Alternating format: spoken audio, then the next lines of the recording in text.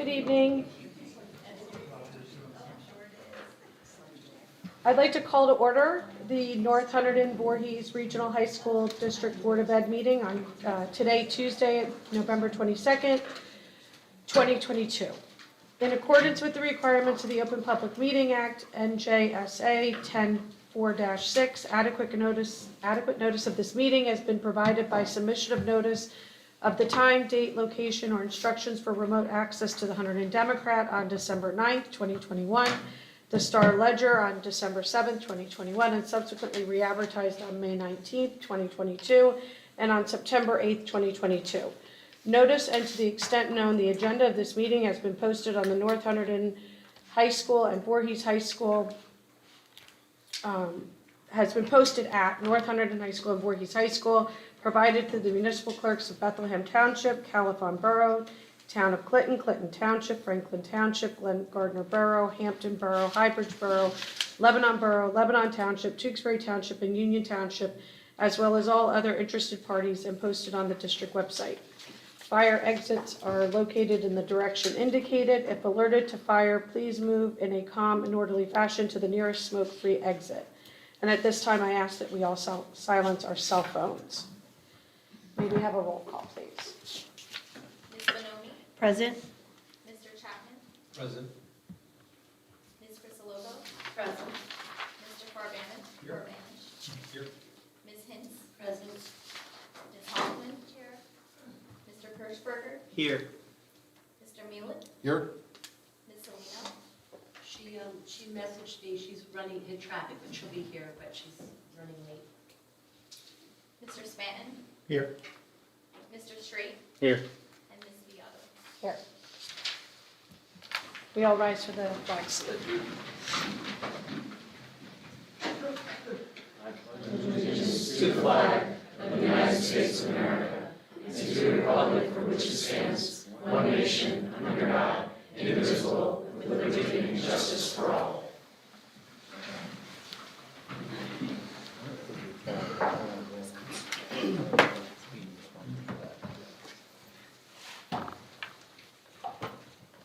I'd like to call for a motion and a second to approve agenda item 4.1, which is the minutes from the October 18th, 2022 regular school board meeting. Motion. Second. Any questions? All in favor? Aye. Any opposed or abstentions? Motion carries. At this time, we have our board student representatives. We have Sienna Britt from North Hunterdon and Lauren Allgood from Voorhees with us tonight. Would you like to start, Sienna? Oh, sure. Good evening, everyone. Just to recap for our month of October, National Honor Society concluded their sale of bracelets and pledge cards promoting breast cancer awareness during that month of October, during football games and during the lunches. For this month, we just concluded our blood drive today. It went on from 7:30 to 3. Another topic to bring up that we have gotten the feminine hygiene products for the bathroom. We're just waiting to figure out bathroom selection. For the Diversity Club, they hosted their first ever Friendsgiving potluck. We invited other clubs and administration members, and each guest brought a gift of their own that was meaningful during the time of year. We're also working on a bulletin board for Native American Heritage Month. And formerly No Place for Hate, that club has been renamed to the US Club. The club's goal is to introduce school-wide national activities that support all students and staff and provide anti-bias resources. And North Key Club and Student Council concluded their collection of non-perishable goods for the Thanksgiving food drive. These items will be gifted to local school families in need. And everything's positive, but on a sports note, the girls field hockey won state champions, girls volleyball won sectional champions, football won sectional champions, and boys and girls cross country won sectionals. They placed second in groups and qualified to meet of champions. So in conclusion, that's all I have to report for the month of October. I hope everyone has a happy and safe Thanksgiving. Thank you. You too. Thank you. Good evening, everybody. So Voorhees does not have the same sports acclaims that New York but we did have some pretty wonderful things going on the past couple of months. So as stated by Sienna, we did work with our North Key Club partners to collect over 3,000 pounds of food for our annual perishable and non-perishable food drives, and we got the opportunity to pack that food up last night and distribute it to 59 families in need in our community. So that was a really wonderful event. Our unified program raised $7,739 last month to support their club activities during our annual turkey plunge. It was a great school event, and as well as that perishable food drive, our Key Club is starting a couple holiday fundraisers. We are currently gathering donated toys and gifts for the United Way, and we are working on creating hygiene kits for the homeless to deliver during the holidays. And besides some really awesome charitable stuff that we've been doing, we had a very successful show put on Mamma Mia. Our drama club did a really amazing job with that, and brought a lot of the community out to support. So it's kind of all for us. I hope everyone has a great Thanksgiving. As Sienna said. Thank you. Thank you. Thanks. Danica, I know you came a little late. Did you have anything to add to Sienna's report or anything you wanted to comment on? Our Model UN Club is running a sock drive with the Patriotic Youth Club, and it's been pretty successful. I think we donated about 500 socks, and we're going to see if we can continue it past Thanksgiving as kind of like a holiday drive. It's a conference-wide kind of thing, so different delegations are doing it too. So at conference in January, we're going to come together and see how much of an impact we made as a collective. So. Great. Thanks for adding that. At this time, we're going to have our audit presented to us by Ms. Kathy Mantell of, how do I say it again? Nisavachia LLP of Mount Arlington. This is our annual comprehensive financial audit for the fiscal year that ended June 30th, 2022. Copies of the 2021-2022 audit summary and synopsis are provided at this meeting for public review.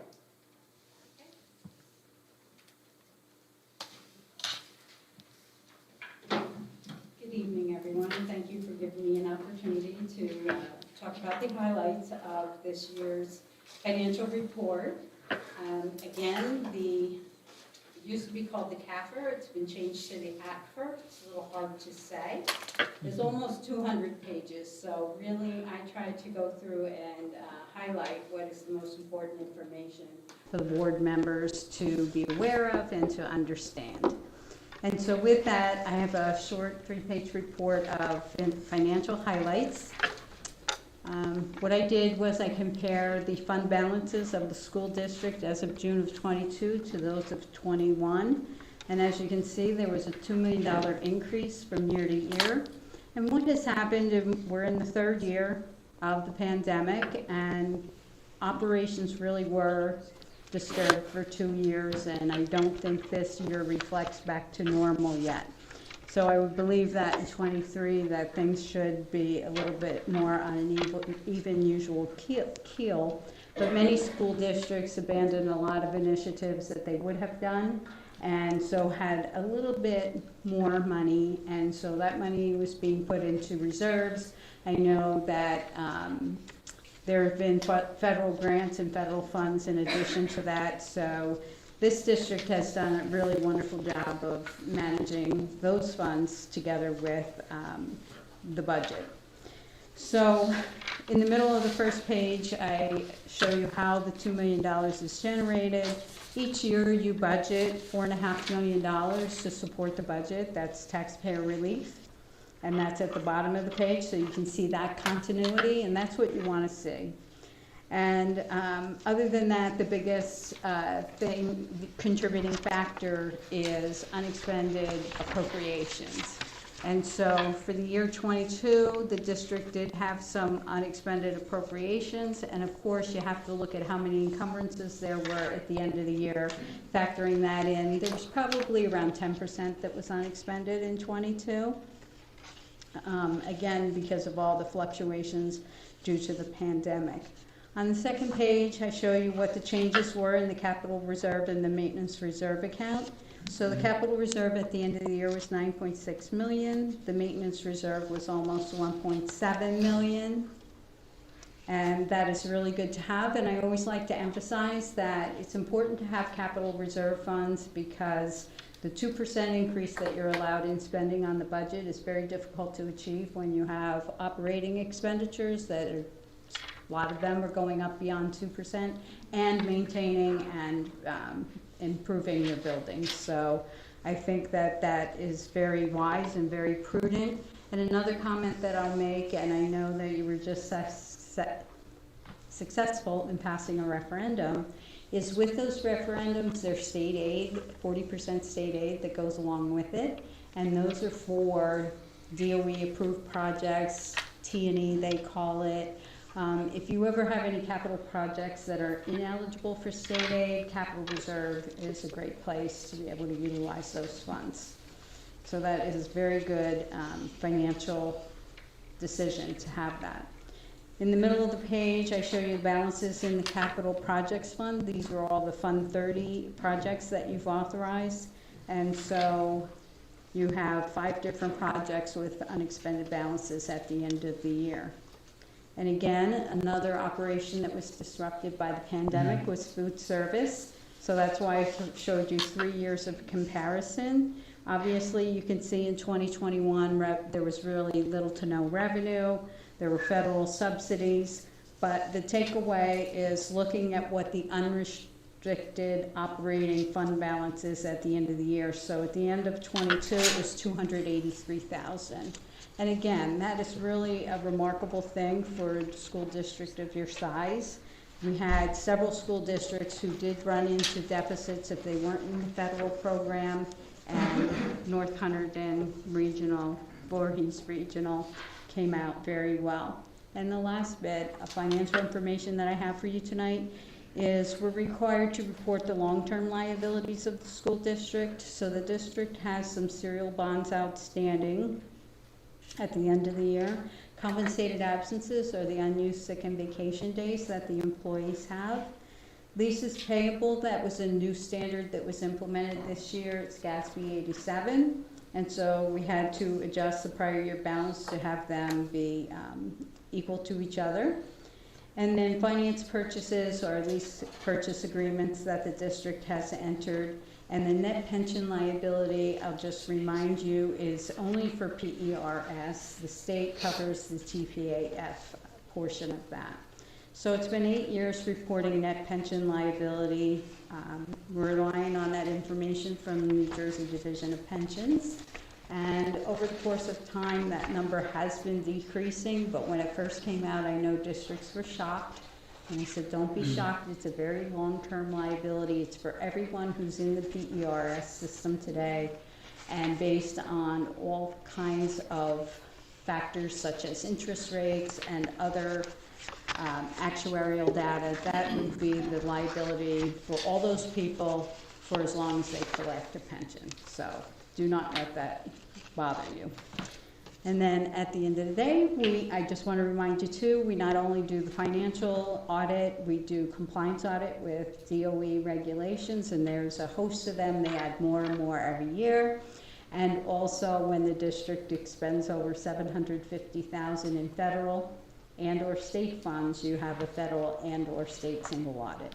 And North Hunterdon-Voorhees has both the federal and state single audit, additional compliance requirements, and through all of that, all those facets of the audit, you have no audit recommendations. So I just want to commend you, because the tone does start at the top and it filters down through administration. Everyone in administration is so cooperative with us. We always have a very successful audit. And our firm stands on the practice that if you ever have a question, ask it, because we can answer it and we can solve problems before they become any kind of a problem. So if anybody has any questions for me, I'd be happy to answer them. Thank you. Thank you. Thank you. You're quite welcome. I hope you have a wonderful Thanksgiving. Thank you.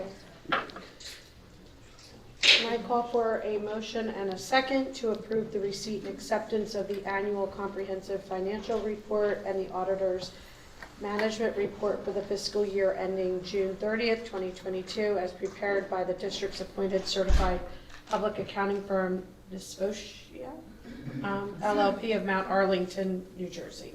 So moved. And this is a roll call vote. Ms. Bonomi, Yes. Mr. Chapman, Yes. Ms. Crisalovo, Yes. Mr. Carvanish, Yes. Ms. Hinz, Yes. Ms. Hoffman, Yes. Mr. Kirschberger, Yes. Mr. Mueller, Yes. Ms. Salino, Mr. Stanton, Yes. Mr. Straight, Yes. Ms. Beata. Yes. Motion carried. Thank you. I'd like to ask Rich Brown to join us to present the 2022 NJ SLA results as well as a presentation of the 2022 NJ GPA results.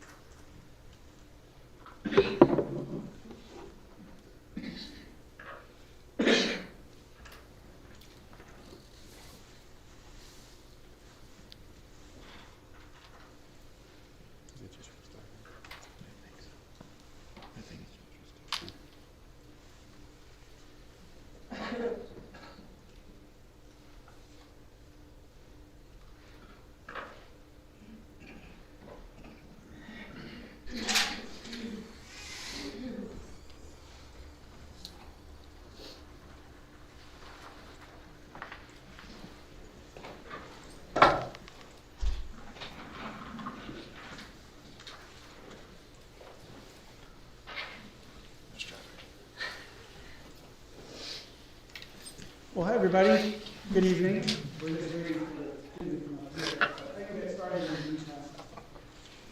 If possible, I think I have more numbers to go over than an audit presentation, so. All right, so good evening, everybody. I'm here today to talk about, share results with you from both the NJ-SLA and the NJ-GPA test administrations. So the first thing that I'll go over is the NJ-SLA. That's the New Jersey Student Learning Assessment. So freshmen took that for ELA and math. Some sophomores took it for math, and juniors took it for science. Those students took that assessment in May of 2022. So there's a lot of information on these slides. We'll get that up and running in a second for you to see it, but it's also linked in the agenda. I'll go over some of it quickly and spend more time on others, but please feel free to ask me any questions at any time about it as well.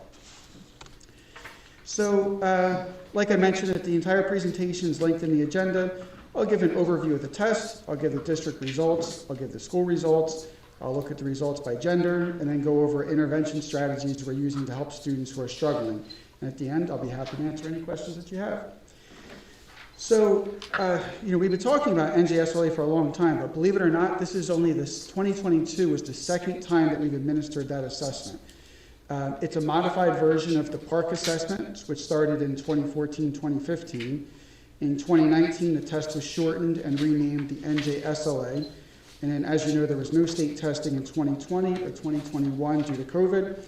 So I'll remind you that the results that I'm sharing with you tonight do not include students from any of the academy programs. Those students are technically part of the Hunterdon County Vocational School District, so they're not reported in the results that we share here tonight.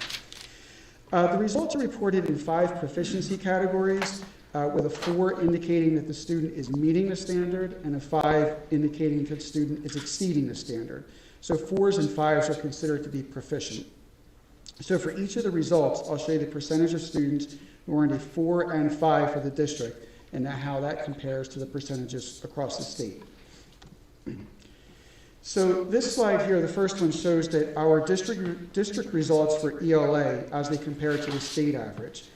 So across the state, and I have those in the big numbers, well, which you can't see, but if you're in the presentation, you can see, 48.9% of the freshmen across the state were proficient in ELA 9 on this assessment. At North Hunterdon-Voorhees, 56.5% of the students were proficient. And moving into math, the only students who took the assessment, all right, I'll project here, just give me 1 second.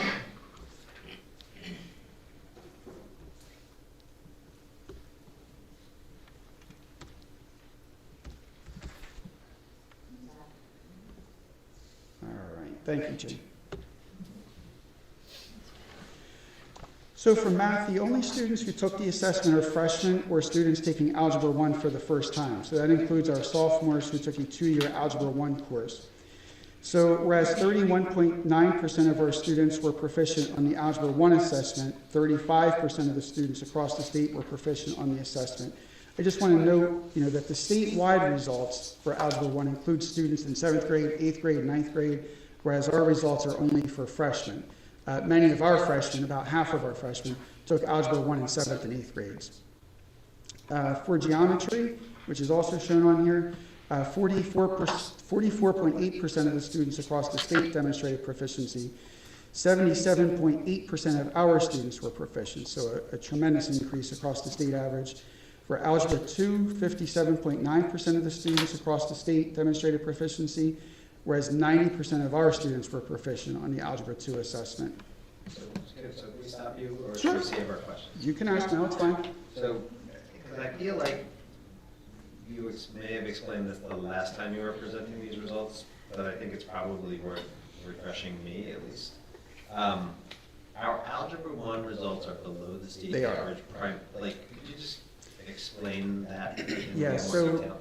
when we look at the state average, that's students in the entire state, so 6th grade, 7th grade, 8th grade, 9th grade, 10th grade, whatever grade that they're in, that's the statewide average.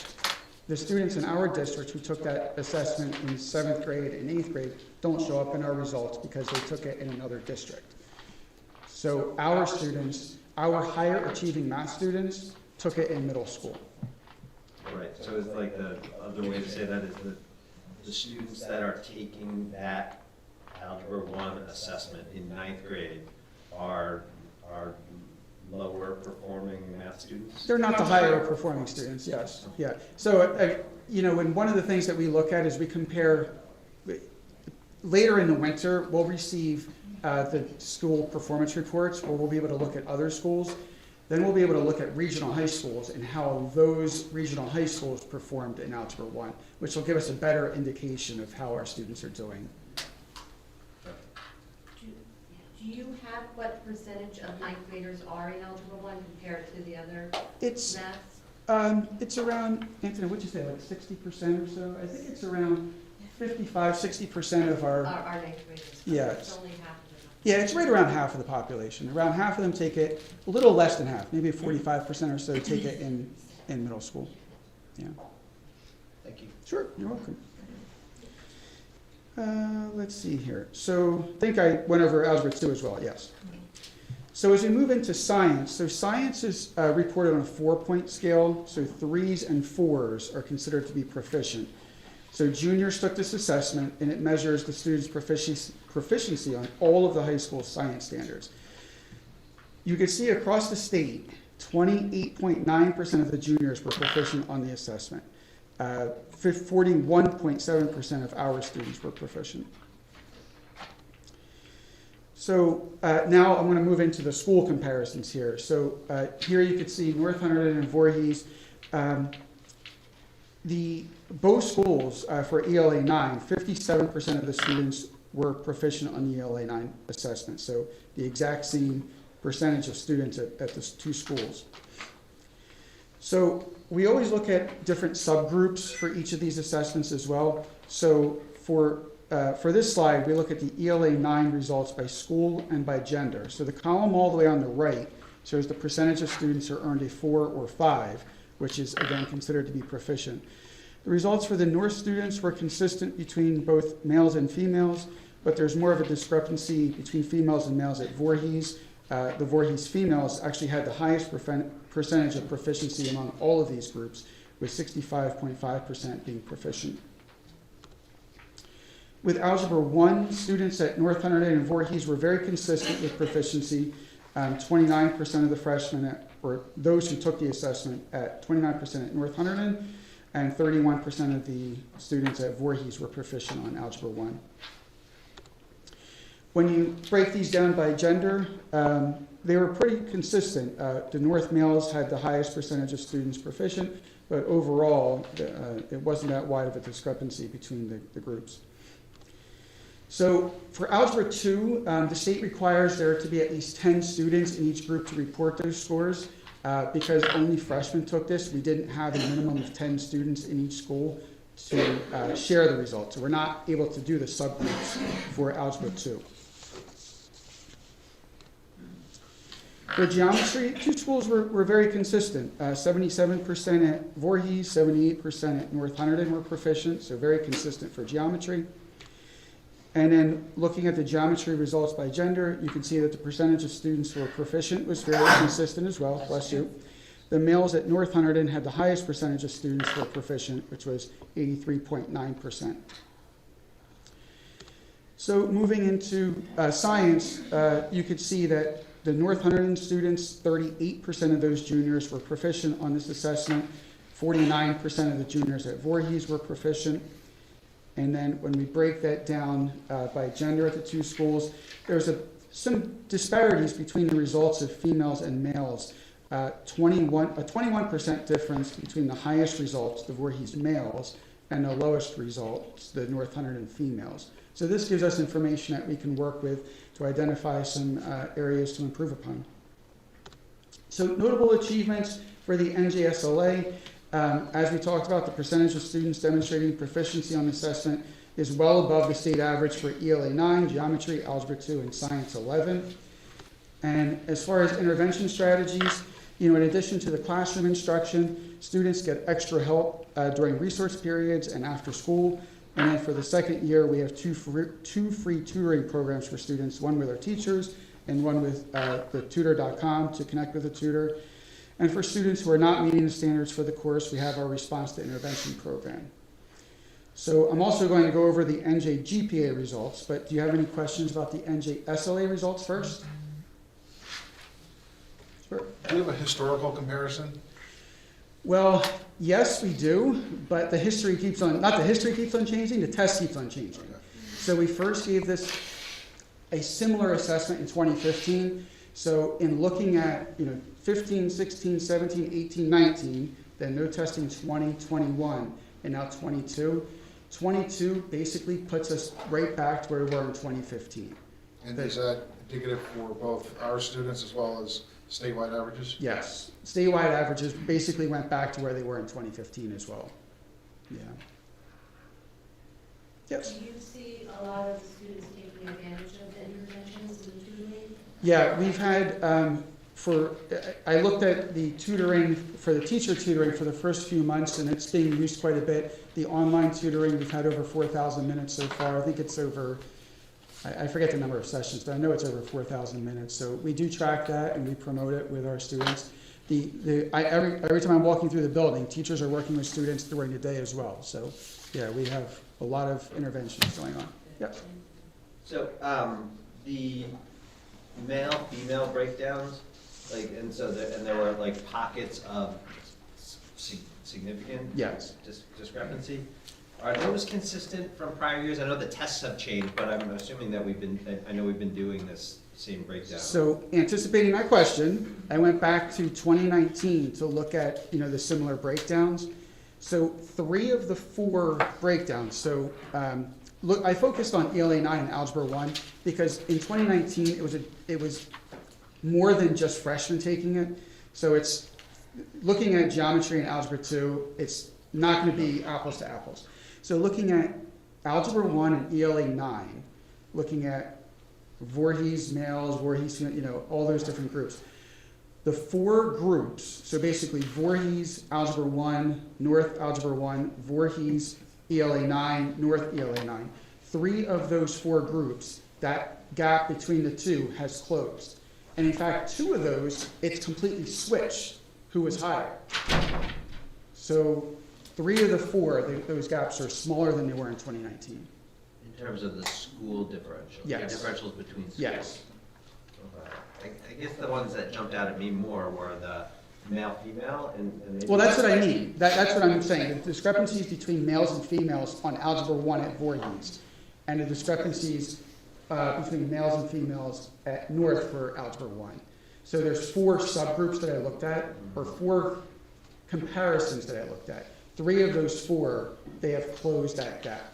So would you attribute the narrowing of those gaps, or in some cases the flip-flopping of those gaps, to just like the, sort of, we're dealing with small numbers, and so it's like not statistically significant, or is it a result, do you think, of programs or changes or changing, like teaching changes, like what do you attribute the I think, change?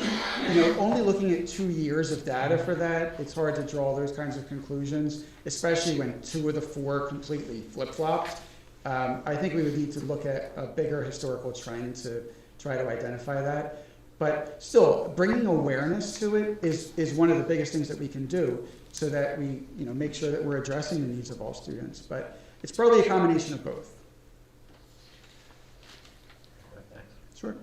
Yes. So, standardized testing, right? I'm trying to understand, do the scores surprise you, make you happy? I mean, right, standardized tests, right? And I think it's, it doesn't always maybe completely match what teachers teach. You can sort of benchmark it against grades of the kids and sort of say, yes, what we expected. I mean, math, you sort of say, well, math is math, right? So it's pretty standard. English and science gets much more varied, right, in terms of what the kids are studying. So I guess I'm trying to understand is this is what you expected, or you sort of, it's a higher or lower than you thought? So to be honest, I'm still not sure what I expect, because all I know is the statewide average. So when the school performance reports come out in the winter, we'll be able to look at individual schools. So there's a lot of schools, and we talked about this in our committee meeting last week, where we want to see how we're competing, how we stand up against other schools that we know are top-notch schools in the state. We don't know that right now. We have no idea. We just have the statewide average. I'll tell you that when we get to the NJGPA, it's pretty alarming what the proficiency is across the state. And I've talked informally to people in other schools, and one of the things that we're doing is getting all the high schools in Hunterdon County are getting together to look at these results and everything. We don't have any. The state used to give us what's called the district factor grouping results. So it was on an A to I scale based on socioeconomic status, and we were an I district. And when we got these results, it used to say how the average for the I districts. We don't have that anymore. All we have is the statewide. So once those performance reports come out, then I'll manually go into each of them, pull them, and see how we're doing against comparable schools. But all that we have right now is the statewide average. But to answer your question, I'd love to have 100% of everybody passing, being proficient. I think that, I know that our teachers are doing a great job. I know that our curriculum is top notch. That's what I'm kind of wondering, if the numbers are really reflective of the truth, right? And that sounds like an odd question, but it's hard to sort of rationalize this as a true measure of what you think versus the reality of what the teachers are seeing every day, right? Grade-wise, it could vary. And the fact that the tests have changed quite a bit over the years, people are really considering this the new baseline and building up from here. Yes? I just had a quick question on one of that. I'm wondering if this is a typo, but on the science breakdowns by gender, it said North Hunterdon females 31%, Voorhees females 52%. Is that? Yeah, that's accurate. So the North Hunterdon females the lowest, and Voorhees females the highest? Yes. Strange. Yes, so that's definitely one of the things for us to take a look at. Yeah.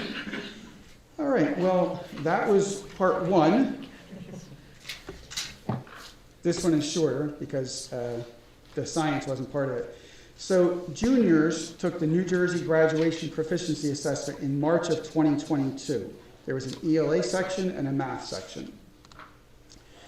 So I have to give some legislation information about this one.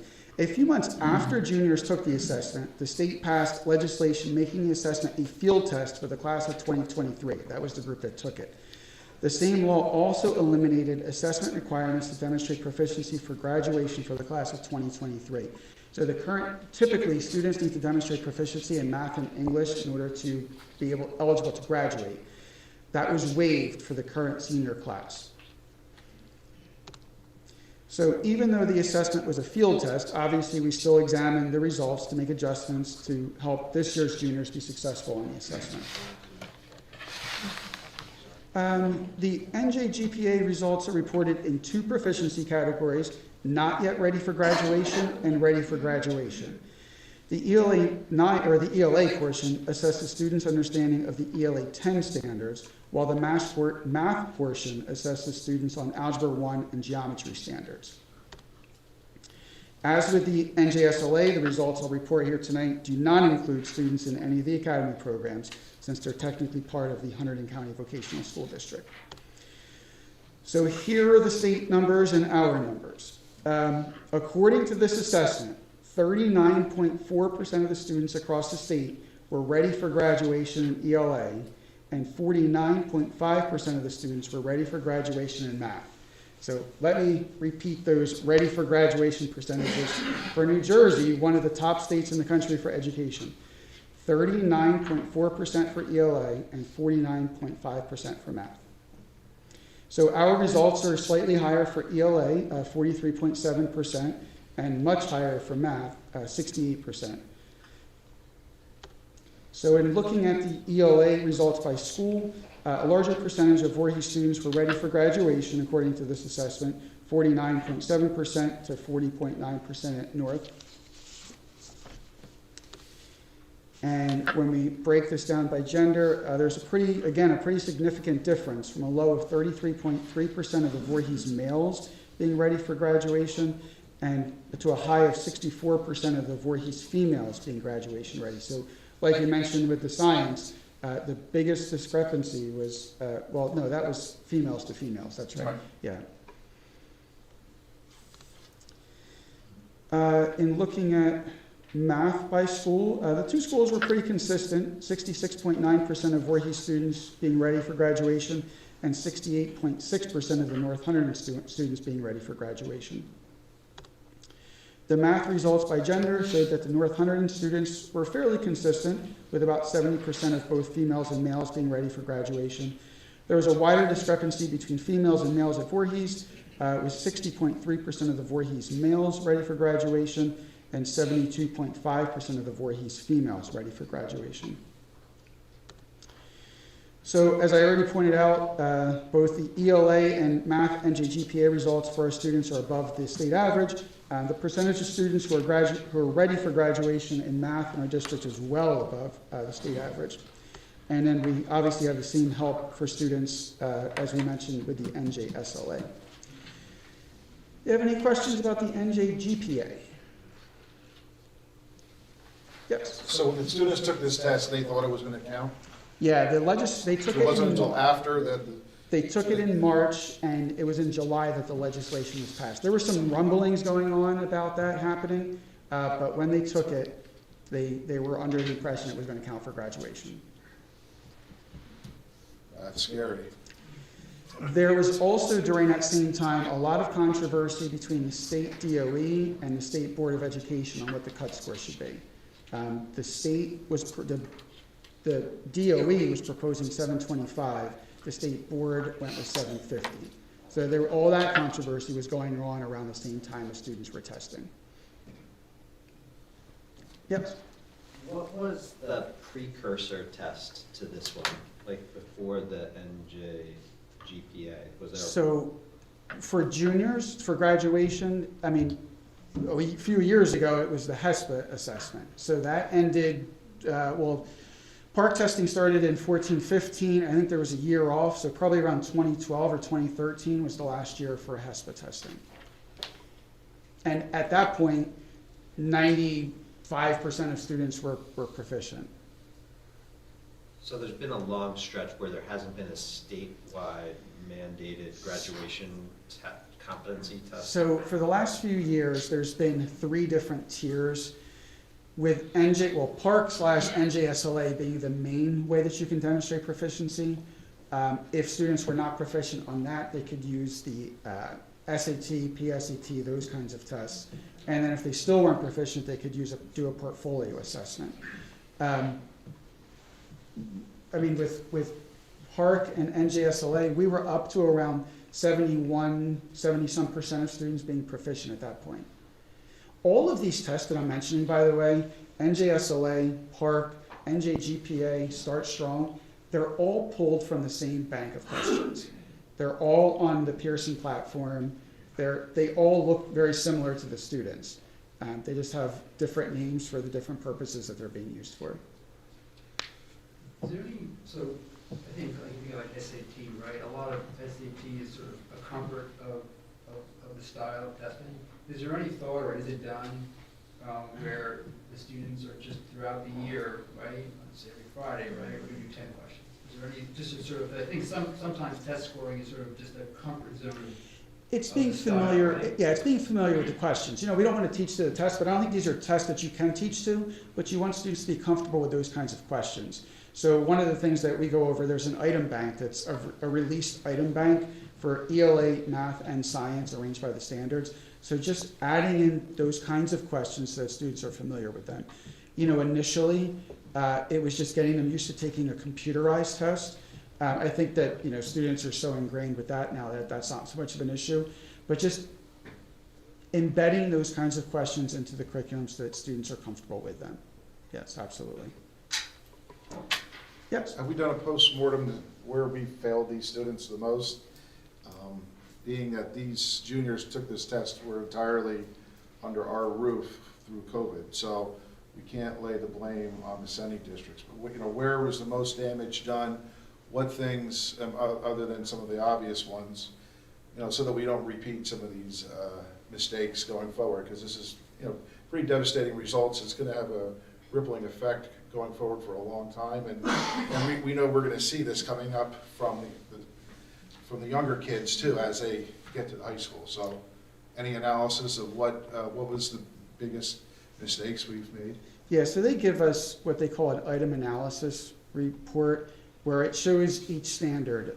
It basically goes from the most difficult to the easiest and shows the state average for each of those standards, the district and school average for each of those standards. So what we do is we work through them, identify the standards that we were struggling on, where we can improve upon, as well as the ones to celebrate, but identify those standards where we struggled with so we can adjust them, make adjustments to teach those standards better. Yeah. Any other questions? All right, well, thank you so much for your time. Have a great Thanksgiving. Thank you. Thank you.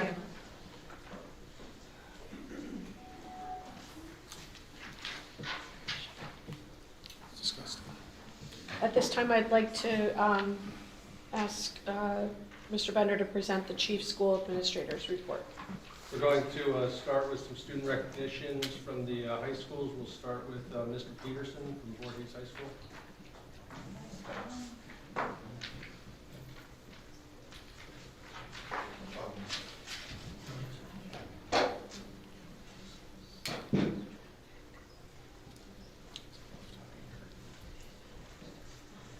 Hello, everyone.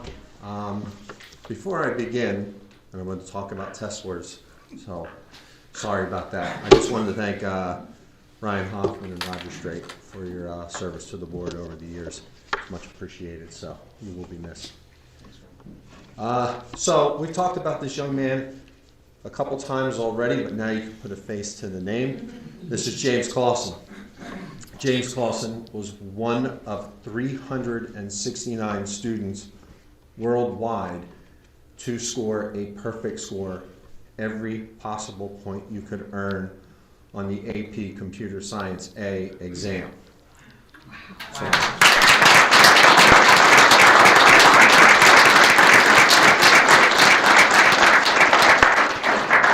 behind every great student is a great teacher, and I also wanted to bring Antoinette Blaustein here, who was James's teacher, and they had this pact that he would only come if she came and vice versa. So,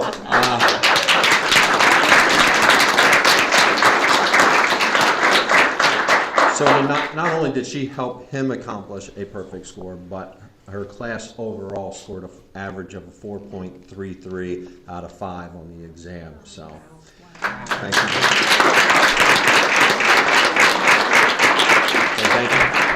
Thank you both for making Voorhees look great. So.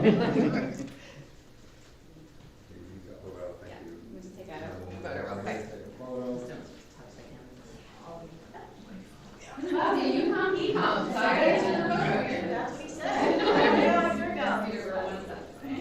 She's tiny.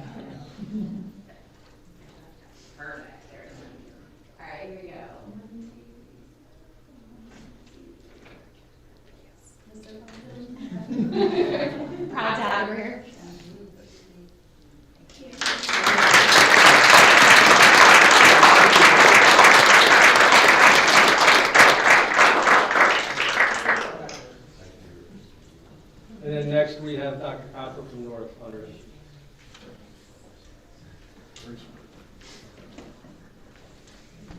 Okay, thank you. It's my pleasure to introduce Jackie Doherty. Jackie's being recognized tonight for her exceptional leadership and service, especially as it relates to some of our special education students. So Jackie has proven herself to be very, very dedicated to helping one-on-one students who are of exceptionally high need. Over the summer, Jackie is a job coach for a local day camp. She is the president of our Interact Club, and she has personally helped to oversee our Friendship Day, which again provides many opportunities to form relationships with some of our students here at the school. She has been involved with numerous fundraisers, including Turkey Trot, Best Buddies, and Kisses for Kyle.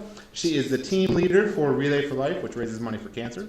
And then what I think is really most impressive is Jackie is also very heavily involved in our peer leadership program, which means she works with students through our unified sports and also our unified peer leadership. So she actually gives up her time during study halls to work one-on-one with students and her personal lunchtime to sit with students and make sure that all of our students have a companionship during lunch.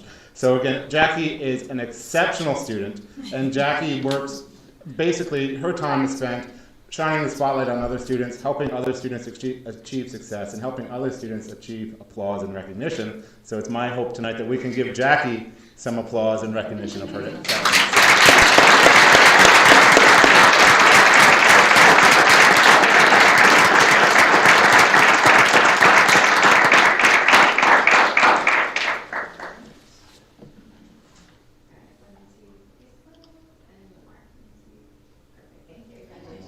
Yep, Mom.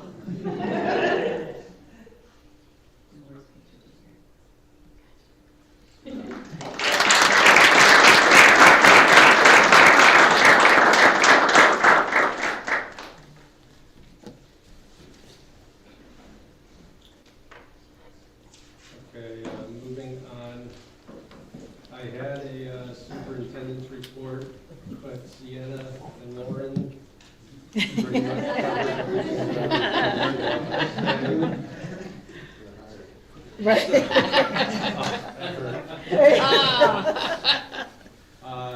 Just a couple things that I want to add. The Voorhees girls cross country team won the North 2 Group 2 sectional championship. Congratulations to them. Also, the traditional winter concerts will be held again in December. North Hunterdon concerts are on December 8th and 15th at 7 p.m. And the Voorhees concerts are on December 13th and 15th at 7 p.m. They are free and open to the public. And then just, I do want to call out the Voorhees Unified Club one more time because they raised $7,740 for Special Olympics through the Thanks for Giving Dash and the Splash fundraiser. That was the second highest amount in the state that was raised for Special Olympics.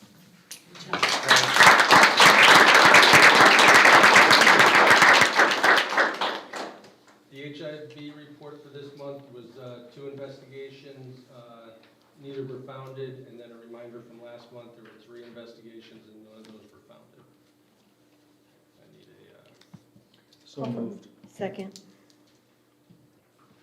All in favor? Aye. Any opposed or abstentions? Motion carries. And the monthly reports are attached for your information. Thanks.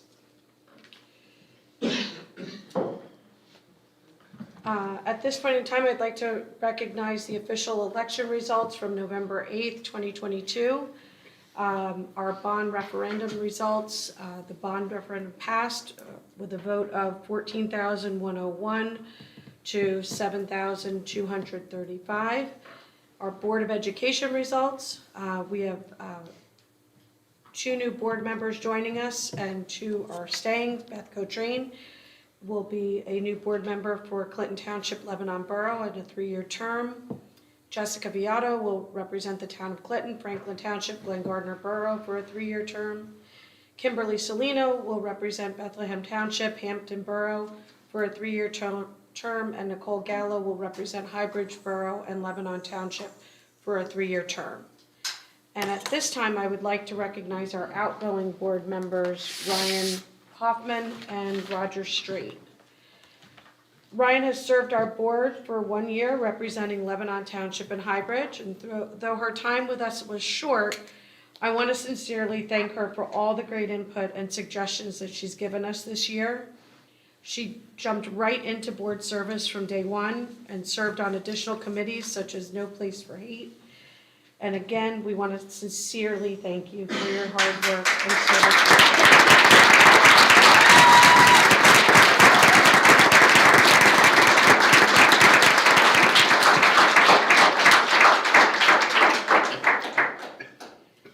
And Roger.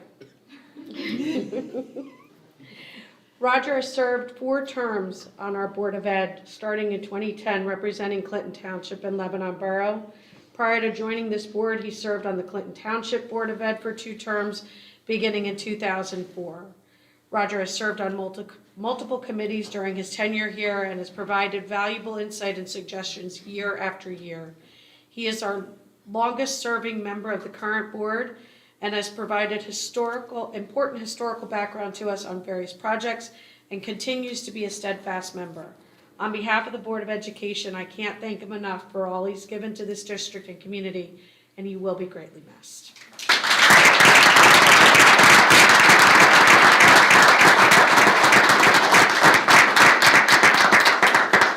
And I do have plaques for you both, so I'd like to present them to you. Take a picture about the flag. Okay. Yeah. Or they can just hold them. Okay.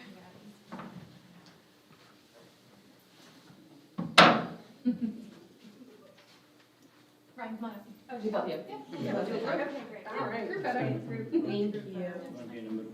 No, you're gonna be one. I don't want to be in the middle. All right, 1, 2, 3, smile, and one more. 1, 2, 3. Perfect. Thank you so much.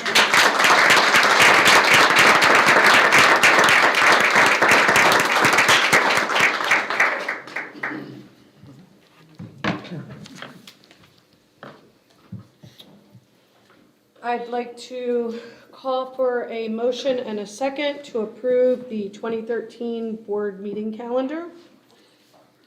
So moved. Tara and Second. Rob, are there any questions about the board meeting calendar?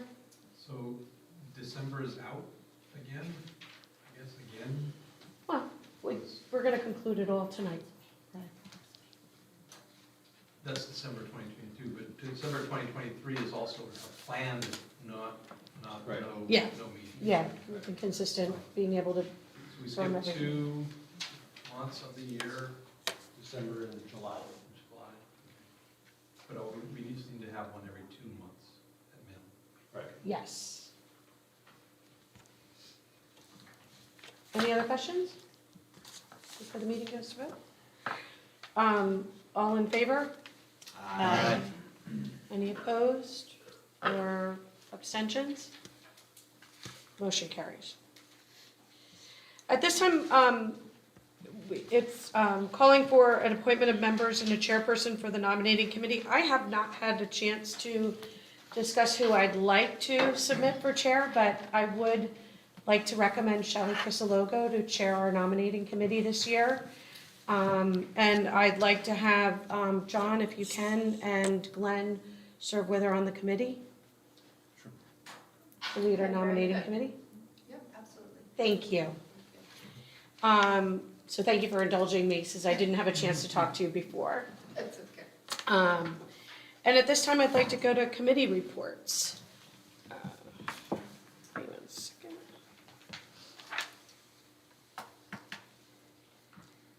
I don't have the list of committees. All right, well, we'll start with policy, because I don't have a list of the committees attached, All but, right, no problem. The policy oh, committee. here they are, sorry. Yep, go ahead. The policy committee met on November 14th, and everyone was in attendance on the committee. There are 3 second reading policies that are on the agenda tonight for your approval, and the policy committee is recommending that all 3 of those be approved. We have 7 first reading documents for your review tonight.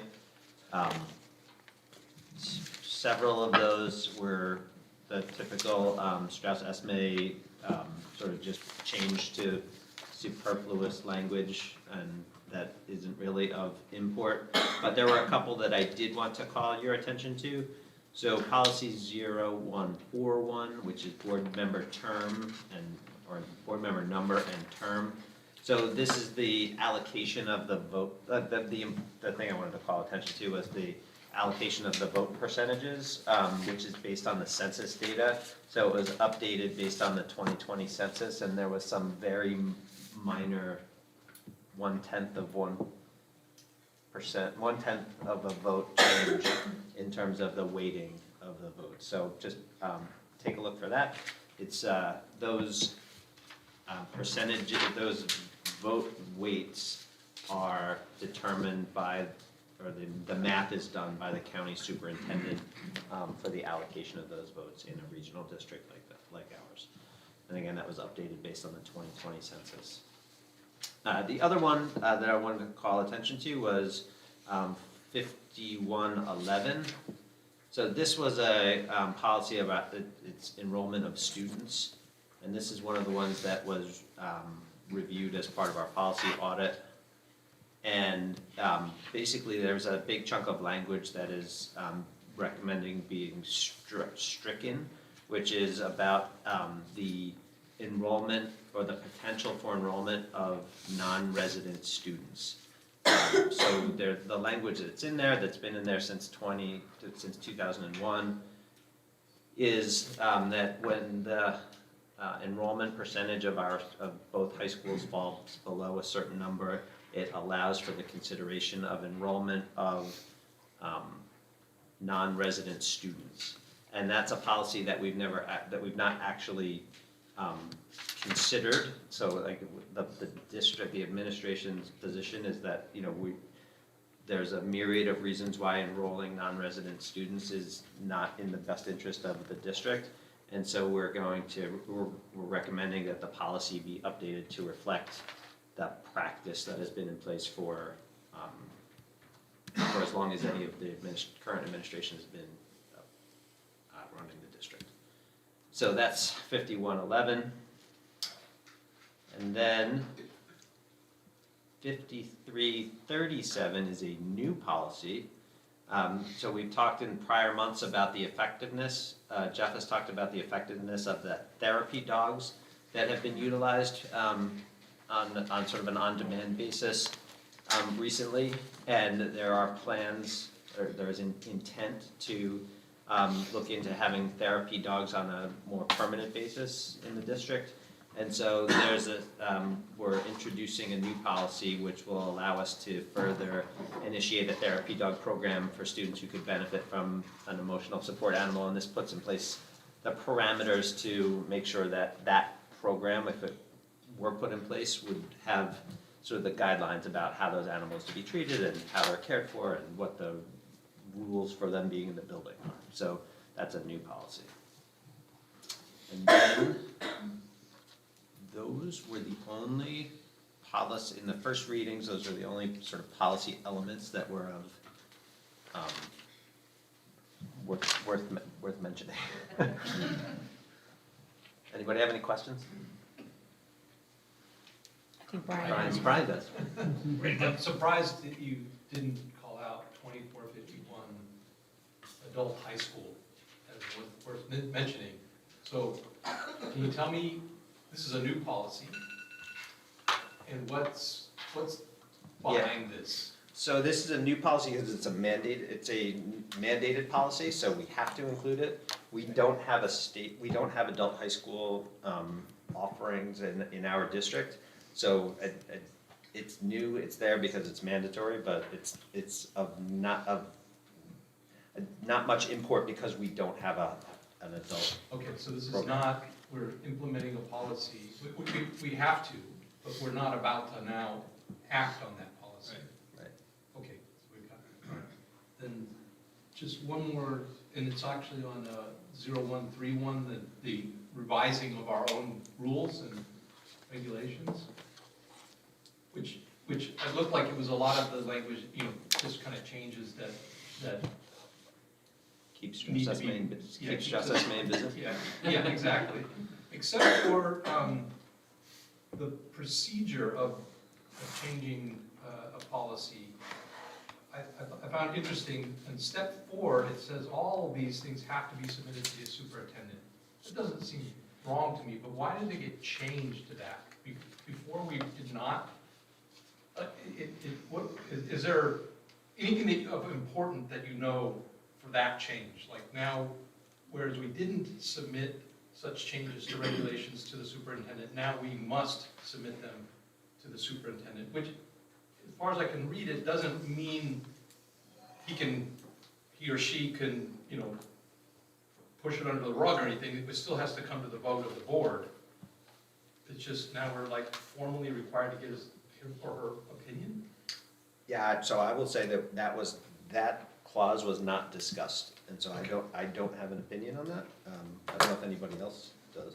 That comes out of Strauss SMA policy. Okay, not a local edition. Okay. Good question. Don't read anything into it. Yeah. As far as I know. Anybody else have any questions? So Rob, explain the enrollment thing again to me. So our existing policy, bear with me a second while I flip to it.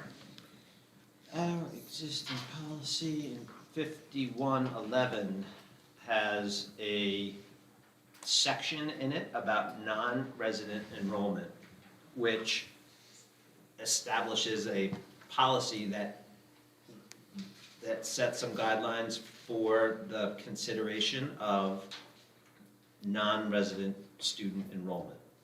And we have not admitted non-resident students. I think the disposition of the administration and council and in general is that there's multiple reasons, and John may be able to articulate them better than me, about why that introduces a lot of things that aren't beneficial to the district by, if we ever did go down the path of just through our own policy, admitting non-resident students. I think this policy was a pre-2001 policy, and since that time, there's been legislation about choice districts, and there's other mechanisms for establishing whether or not your schools are open for enrollment from non-resident students. And so having this language here in a policy that we have no intention of utilizing just creates confusion, I guess. And I don't know if John, if you got any more words of wisdom to add to that. I think that those were wise words, articulated well. Students resident throughout the various sending districts have a legal entitlement to attend the high schools. This language would give, in theory, the district the opportunity to accept, like an independent school or a private school, tuition students. Not choice students, but tuition students. In our experience in the practice, a minority of school districts, for a number of reasons, accept tuition students. And there are a number of reasons, as articulated, why it's a minority of districts. Where do you set that tuition number? What different considerations are there when there's differences in cost? When we consider accommodating certain student needs? What is the criteria? Are there considerations, discriminatory considerations in that criteria? Some legal, some not legal. You're really opening up a can of worms, if you will. When you go down that road of operating like an independent school and accepting students for tuition purposes. And as articulated, the practice has been, in recent memory, that the district has not accepted tuition students, and the thinking was, and certainly was our recommendation, as was the administration's. The administration's first, we seconded it significantly, that this is language with no application, so it's not mandated like the last policy we just looked at or needed, so we shouldn't have it.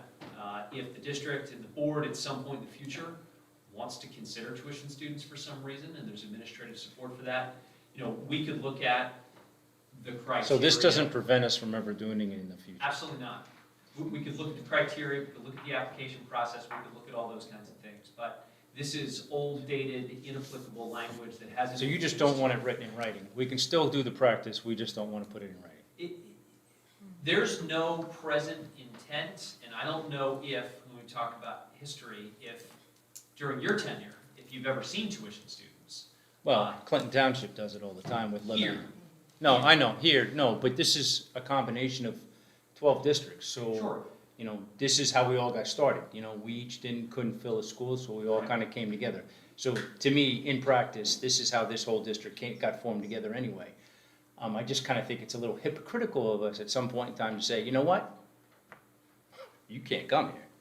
We're gonna put it in writing, you can't come here. So I just, but if we can still do it, we can accept people, we can kind of still in practice, as things change, we can still change with it, I'm fine with that. I just, you know, I just was kind of curious how this all got put together and why we said we don't want to put it in writing. If I could follow up, I think the distinction is, like, later in the agenda, we have a discussion of bringing another sending district all lock, stock, and barrel in. But I think this is about, Sally, you want to come here? We're going to let you, oh, Fred, we're not going to let you in. This would be a student from Warren County. This would be a student from Flemington. Yeah, the This would school be a choice student from- program, the kids want Well, but this is not choice. I understand. This would be separate application, someone who's not part of the regional or a district that would have a send receive as is being suggested later. It sounds like, well, if we would want to do that in the future, we'd maybe craft a policy specifically around, instead of it kind of being kind of appended to the back end of the choice about Voorhees versus North, we would craft a policy specifically around how we're going to do this. Yeah, I just, On a case-by-case you're basis. always kind of, if you don't have it written in your policy, you're always subject to somebody else making a claim that you're not following a practice or you're not following a policy, you're just making choices willy-nilly. So from my standpoint, it's always better to have something in a policy to follow the practices so that you know what people expect to do. Otherwise, you get yourself in trouble later on making decisions that aren't written down. But I think in this case, what we're saying is that we're recommending the elimination of this policy language, which basically means that we're not considering admitting non-resident students, period, end. Like, so not anything else, but if you're not a resident of one of the sending districts, or in a district that has a send-receive agreement. But you could do the same thing with changing the enrollment number too, without removing the policy, right? I don't understand. I actually don't understand. So say that again. So our enrollment policy is based upon enrollment number. And I think this is So I'm saying that change the enrollment number so it would never be achieved, therefore the policy would never get enacted. Without removing the policy. I guess you could, so if you move that down, if the enrollment fell to 25% of capacity at both schools. Something, yeah, something that's not, I mean, without removing the policy, you still have a policy, you're just not, you know, it's, once again, at this point in time, we're saying it's never gonna be enforced anyway, but you could actually make it so that it really doesn't ever get enforced. So we didn't talk about that option during the policy committee meeting. I think what we talked about was that this policy, as written, even with the 90% number, is sort of predates choice, like school choice, and the other like option, the other alternatives that are out there for the consideration of non-resident students. And so I think if we were to contemplate leaving this in with a different lowered threshold, I would think we would also want to really look closely at the language and the criteria and make sure that that stands up in 2022 versus whenever in pre-2001 it was written. No, so I'm not suggesting you take it out, I mean, we can still do what we want, we just don't have to have it written down, I'm fine with it. I just wanted more clarification, that's all. Thanks, man. Any other questions for Rob?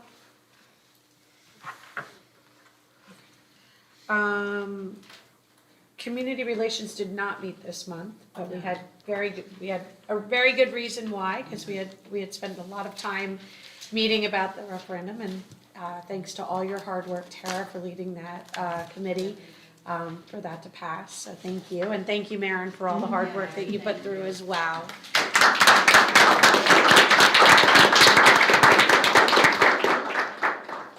And then moving on to curriculum. Curriculum committee met on November 16th virtually. We had 3 buckets that were discussed, the board agenda items. We discussed items 7 and 8, which was Mr. Brown's presentation.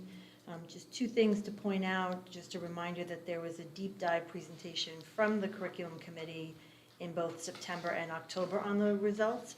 However, our presentation to you included the academy students.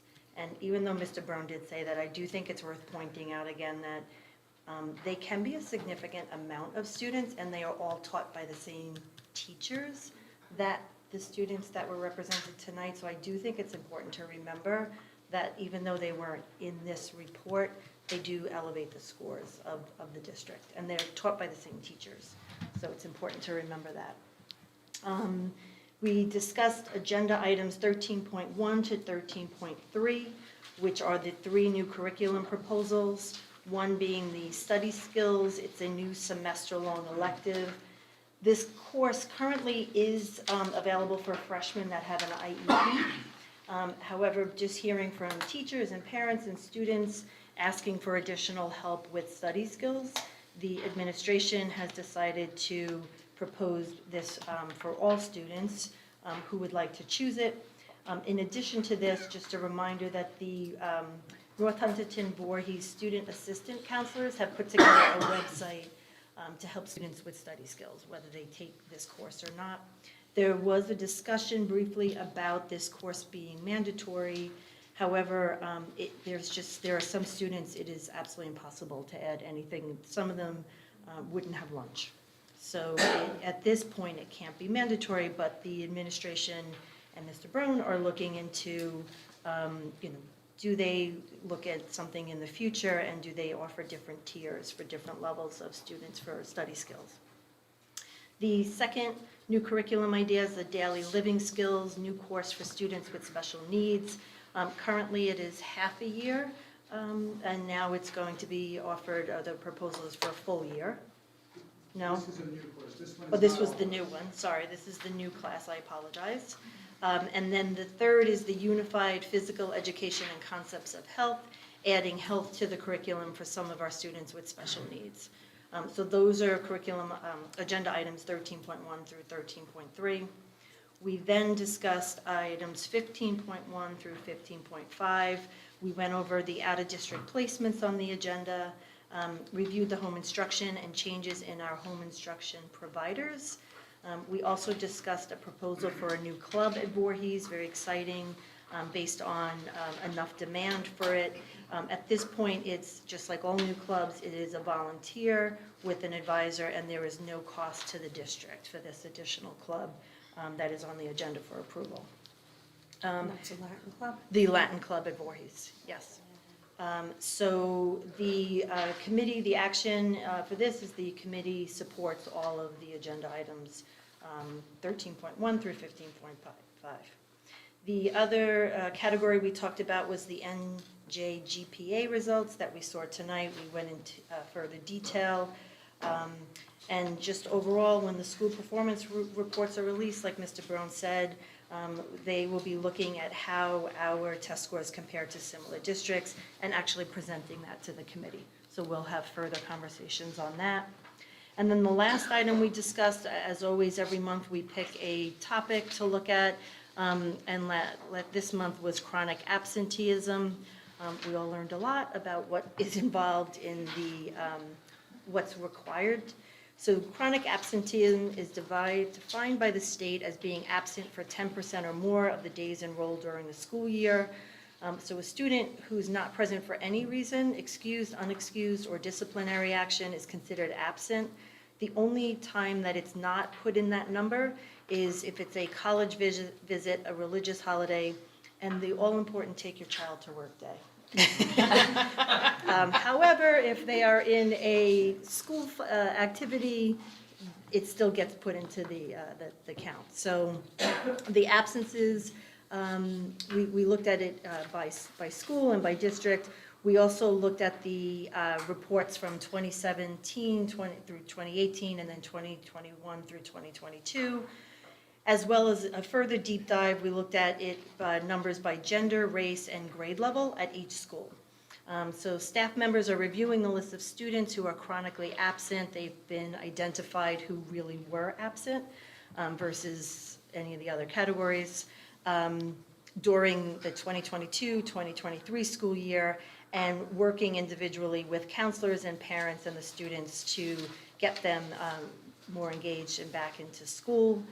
Also reviewing the grades for those students and seeing the relationship. Just on a note, we do use Apex Learning for credit recovery. So this is for students who are passing the course, but who have more than 12 unexcused absences for the full year. So the district is still requiring those students to do some credit recovery in order to get the credit at the end of the year for the class. The number of students who are chronically absent went way down, as you probably remember, during COVID, when the students could attend virtually, but now we're back to the same parameter or numbers that we were pre-COVID. So again, the action items are working with the students and the parents on an individual basis. And that's our report. Can I ask just, what is the percentage of students absent that would meet that criteria? Is it a large percentage of the population, or? It was below the state average. Yeah. It was, around 10% last year at North and 18% at Voorhees. Yeah, which, believe it or not, is still below the state average. But again, it's excused and unexcused. Right. And we did talk about that number. Voorhees tends to have, and tell me if I'm misquoting, has a larger number of academy students, and I actually flagged that academy students are taken out a lot for full days. I know it personally. So to be honest, I would be on that, my daughter would be on that list as chronic absent, but is still required to make up her work, and she's out for the academy. So just something to keep in mind. Any other questions for Deb? Yeah, so Deb, I don't know if this is for you or for Rich, but on the nurses plan, am I reading this correct? 10% of the students have asthma? I believe. Yeah, it's on the plan, that's what Yeah, I believe that's correct. So my question is, the one thing I didn't see in the plan was, what are we going to, like, is there a time when we have to add more nurses? I mean, I'm shocked by some of these numbers and some of these issues that the kids are dealing with in the school. My big concern is, do we have enough nursing staff to handle all these needs on here? The number of diabetes kids, the number of disorders, seizure disorders, allergies. I mean, the numbers seem to be pretty high, I would think, and it looks, I mean, I don't know, I didn't go back and look at prior years, but I'm assuming this number's going up dramatically. I don't have any your comparisons, but the information I have is that the 2 nurses at each building were able to meet the needs of the students. Okay. Where are we looking? Oh, the nursing. The nurses' strike report. Oh, thank you. There was also something in there about if you get temporary, Yeah. so they're not full-time nurses, but they come in to help, right, to address some of this workload. Right, but when 70% of our kids are playing sports, and 10% of them have asthma, Yeah, they're working hard. I mean, there's a lot there that could happen. So, unfortunately, having a child with asthma, and that plays sports, very strict requirements, has to have the inhaler, has to show it to the coach, so there really is backup systems within the district to protect the child. So, and she's never needed the nurse, luckily. That's good, knock on wood. She's not everybody, but, as a parent, I feel comfortable knowing that, if she's a high schooler, she might forget it, but she can't play if it's not there, so. All right. I shared your concern, though, because it called out specifically, this is above the recommendation, the ratio of students to nurses. The number of kids that have to have an epinephrine, really? I'm taken back by the numbers. I'm shocked. Anyone else have any questions for Deb? or anything else I want to comment on? All right. John, you take us into facilities? Sure, yeah, finance, facilities, transportation, we met last Monday evening, everybody was there. First, we celebrated the passage of the referendums, and as well as the birth of Katie's child, who joined us on the Zoom meeting, so. You know, like, So, Lion then we got down to business. Katie was all, and I'll skip out of order here, but on the part of other good news, Katie was happy to report, you'll see tonight, there's the acceptance of it's a school and small business ventilation and energy efficiency verification repair program. So it's a grant that she applied for, not entirely, figuring we'd receive it or be approved, but we were. It's very substantial. We're looking at $6.5 million of ventilation work at the 2 high schools, and the state grant contribution percentage is 75%. So, so you see, we're accepting that grant tonight, and so not only will we be getting to work on the referendum projects, but also these projects in the very near future. Additionally, let's see, that's what happens when you go out of order. We talked about the audit, which we've already seen the presentation. We had some staff, we did an analysis of administrative costs over the last 3 years, and we're happy to see that our administrative costs in the district has declined based on some consolidation and efficiencies that have been realized. Also on the agenda, you'll see an addendum to the ESS contract where this is increasing the sub rate to $115 per day. I guess we all know the difficulties, not just our school, but all schools are having adequate substitutes. So that increase is there. And I think that's about it, unless anybody else has any questions. Brian? So I think you can make a connection to the SSB BEER grant. That's what is connected to the 18.8, which is having Honeywell do an energy savings plan for that. Yes. So they're going to help us figure out where best to spend the money. Is that what that 18.8 is about? Yes. Having just gone to this thing, I was wondering what other energy savings things are we have on the dock? Twice Honeywell already has helped us. Once, it was right before I came on the board, but maybe Roger was just on the board, the first round of the Honeywell energy efficiency projects took place. And then as part of our most recent Honeywell grouping of projects, which solar was a component, but there were other energy efficiency projects identified within that whole scope of that project. So this will be something similar where it's round 3, I guess. Yeah. And those projects are on our long-range facility plan already, right? Right. So we'll be able to attack those projects. So there should be some kind of feel for what probably we'll be doing. Absolutely. Indication, is it like better, high efficiency air conditioners, or? I'm going to speculate, we're looking at some of our older rooftop units in those buildings. Okay. Higher efficiency equipment, kind of stuff.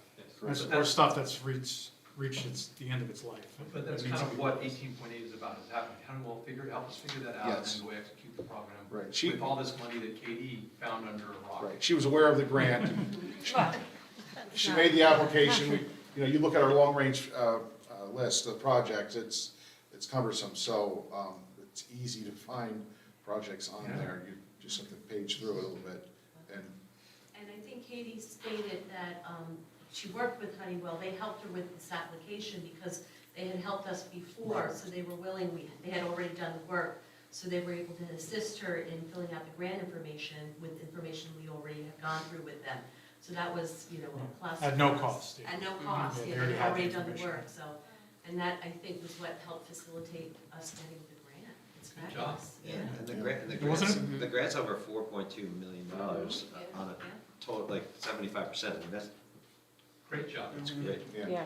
And wasn't it first come, first served kind of thing? Yes. So because she got it in there quick, we were high up on the list. Kudos to Katie. Yes. Kudos to Katie. I just had one question on the Bloomsbury decision. I mean, I couldn't think of a reason why not to do it, but did the community talk about any downsides of doing it? It was all, I mean, the numbers were very small, so we Yeah. thought they could be absorbed Yeah, I mean, I couldn't very see a easily. downside. I was just Yeah. curious. I mean, it didn't seem like any downside. That's my backyard. So the school, I mean, don't quote me, but it's pre-K to 8th grade. You're talking 90 students in the building. So when you have, talking about seniors graduating to each class, you only have it's a trickle. And I wouldn't see why it wouldn't be a benefit to our Well, district. I agree, yeah, I was just, yeah, just curious if anybody Yeah. slowed down. Right now, they were before us, was it 2 years ago? Yeah. Yeah. And they started this process and gave us a presentation, so, I'm just gonna continue. One thing to ask about might be transportation. Well, that was my other question, is it transportation, is it longer for the students, or is it shorter for them, or is it a cost? Well, or- they presently go to Phillipsburg. Right. And it's tuition based. So it's literally right over you're at the bottom of the bridge at 579. Bloomsbury is it's a slice of pie. I mean, I don't even think there's 200 homes. And I think the interesting part when you talk about transportation, originally when Hunterdon-Voorhees were regionalized, Bloomsbury, at the time, Jugtown Mountain was treacherous, so their thought was easier to get their children up to Peaburg than to try and cross the mountain. They were part of Bethlehem Township, Yeah. so, they dissociated, but that's 100 some odd years ago, but it's very small, What but was that's the my word like community. then, Roger?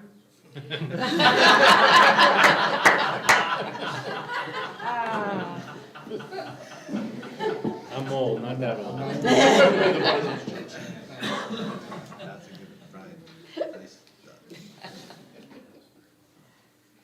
Any other questions?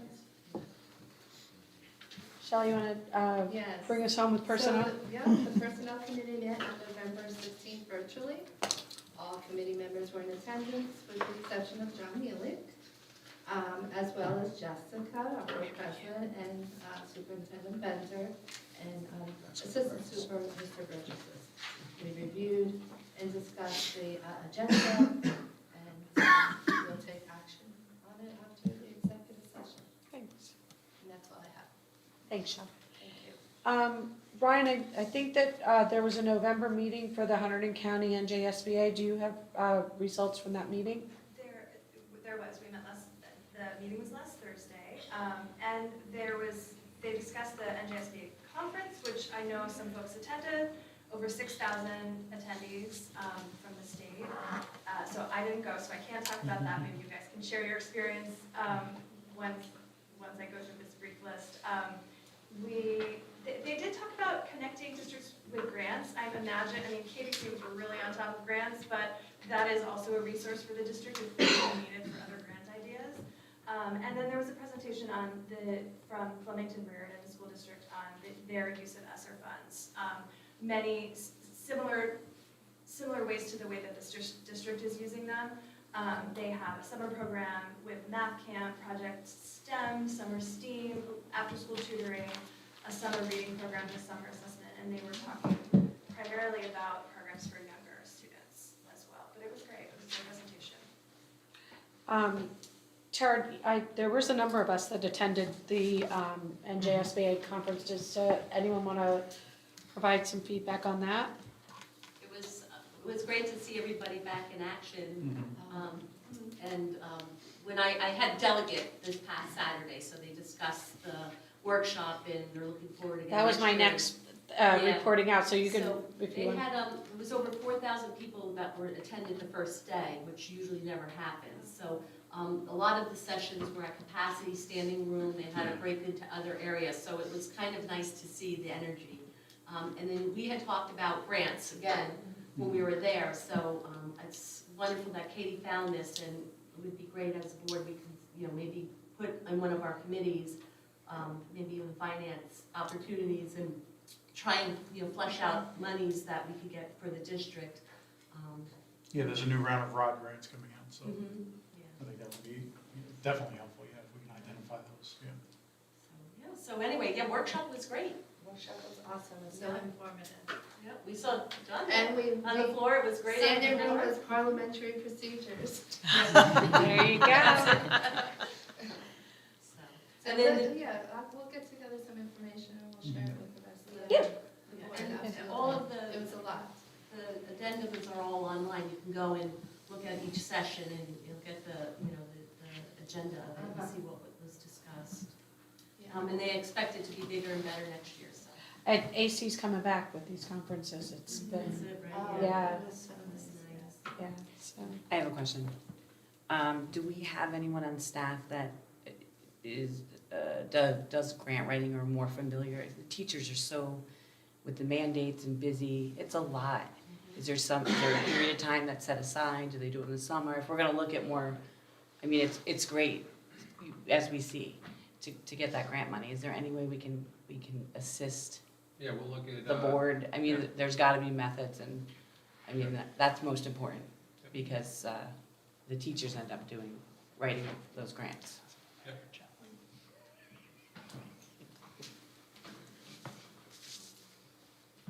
So moving on, any other questions about the conference or anything else from our delegates? All right.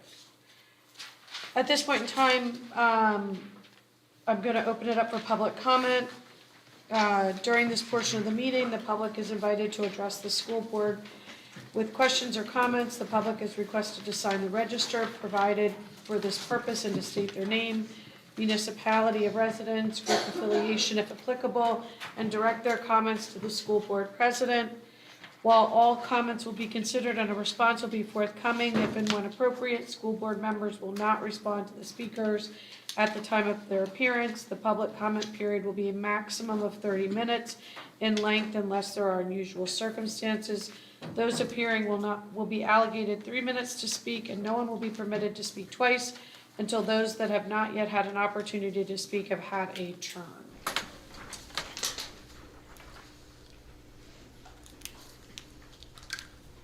Hello. I'm just going to fill this out real quick. So my name is Sarah Varga. Oh, that pen doesn't work.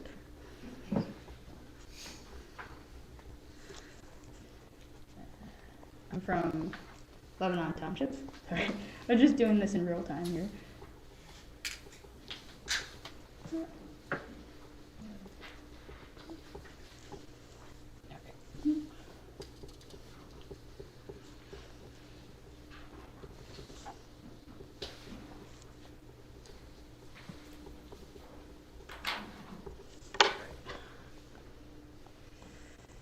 All right, good evening. I'm going to quickly pivot my plan comment really quickly to thank Mr. Brown for his report. I did have a question about that. Can you use PSATs, current and past grades, and admission rates into college to properly benchmark against these ever-changing state tests? And also, with the variability in the tests, do you ever wonder if the tests are bad and are not actually representative of how students learn and retain knowledge? And can you present this data in a bar chart next time? Sorry, it's just the numbers, they're not very pretty. Do you also have socioeconomic or racial breakdowns of the tests to see if there's any underlying patterns or gaps that you might not see with your current breakdown? I'm a data analyst, so I love having more information to better inform your decisions. So just wanted to get that out there. But back to what I was originally saying. First, I want to wish you guys a happy Thanksgiving. Second, I'd like to take some time to acknowledge the work Ryan Hoffman has done for the board in her 1 year. I'm sorry to see a kind, compassionate, empathetic educator leave the board. And a shout out to Roger for all of his service to the board over the years. I did not know it was this long. And that's awesome. I do count on you asking questions for public discussion, so thank you. You will be missed. But Brian over there has got you covered. You do have me covered. Yeah. Anyway, so this past week, there was a mass shooting in Colorado Springs where the targets of the shooting were LGBTQ plus people. People in attendance were there to watch a drag show. I know this board has faced a lot of commentary from certain members of our community who are opposed to LGBTQ plus people and content because they believe it is perverse and overtly sexual. I want to remind this board that talk like that leads to action like a mass shooting, and that targets that community. So LGBTQ plus students at this school have spent months and frankly too much of their time defending their very existence and identity in front of this board and this community. I am proud of this board for standing up to the intolerance towards that community, but we have a lot of work to do. This type of language and attacks against students is incredibly harmful to their mental health and well-being. If we don't create an environment where they feel loved, appreciated, and worthy, we will lose them in more ways than one. So I implore this board going forward to make sure that your policies and your actions are aligned, that you are putting students' well-being and safety ahead of everything else. I don't care if students are different, I care that they're alive and that they have an environment where they are allowed to thrive. So boards have been inundated with candidates who wish to push a national agenda of no diversity and anti-LGBTQ plus sentiment, and I just simply ask that this board, if you're prepared to face that. Real quick, just imagine if you went into this holiday season without your child at your table. I want them to live. And if your actions promote more discrimination against marginalized communities, I'm sorry, you shouldn't be doing this job. I'm sorry. Take your time. It's been a really rough year. Would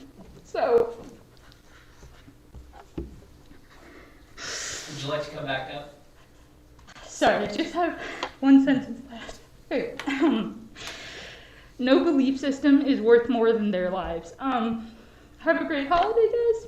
I'm sincerely grateful for the work you all put in. I'm sorry for getting so emotional.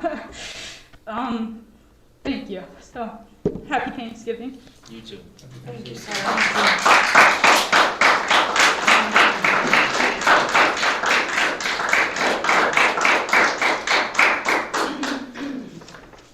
Hello.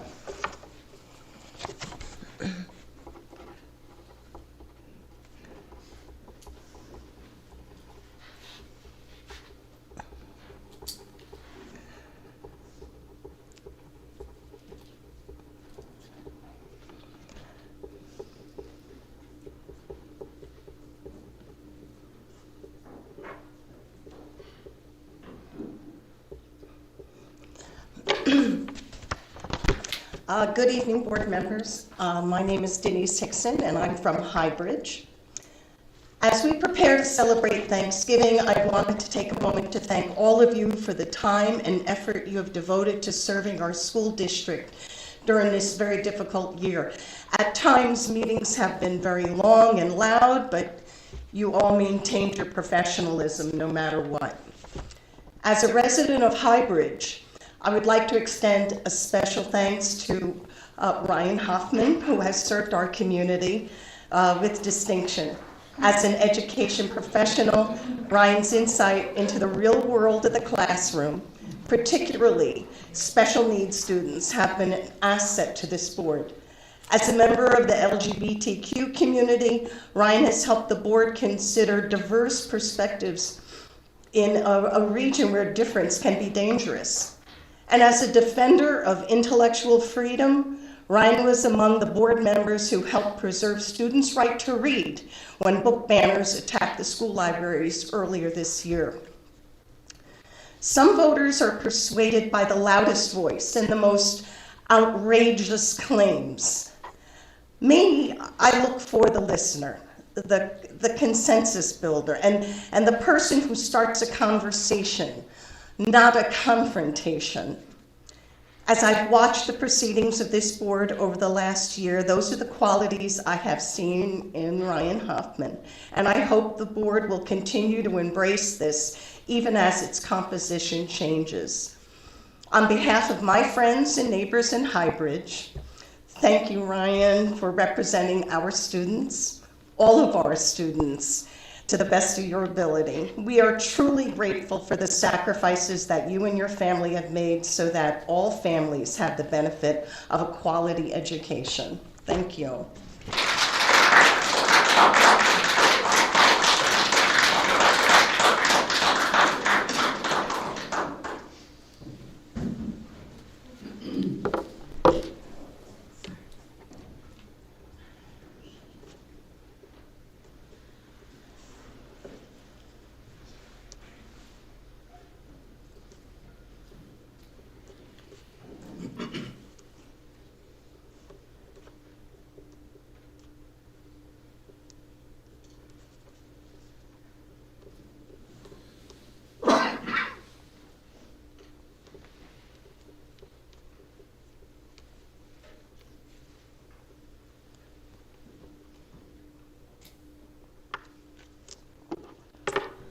Hello, my name is Natalie Marlowe. I live in Clinton Township, and I wanted to thank the school board for allowing me to participate in high school sports as a homeschool student.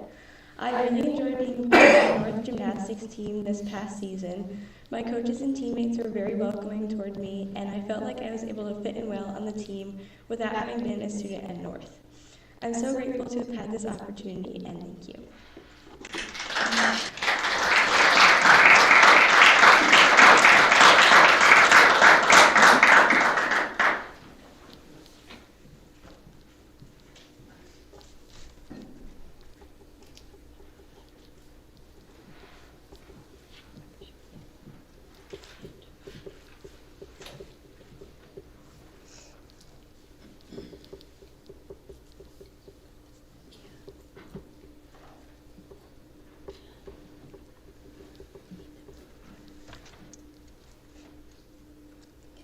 Hello, my name is Michelle Marlowe. I live in Clinton Township, and I am Natalie's mother. And I also wanted to take a moment to thank the school board for having a district that allows homeschool students who reside in this district to participate in athletics, provided that the student follows all regulations.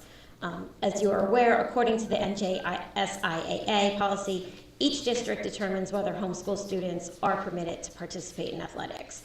We have many people in our community who are homeschooled as well who are not able to participate in the district they live in, and we are just extremely grateful.